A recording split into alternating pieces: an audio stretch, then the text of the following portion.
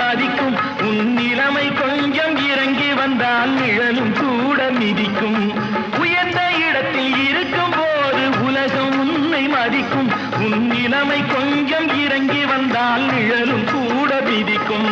மதியாதார் தலைவாசல் மிதிக்காதே என்று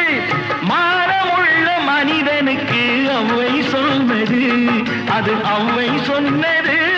அதில் அர்த்தம் உள்ளது பரமசிவன் கழுத்தில் இருந்து பாம்பு கேட்டது கருடா சௌக்கியமா யாரும் இருக்கும் இடத்தில் இருந்து கொண்டால் எல்லாம் சௌக்கியமே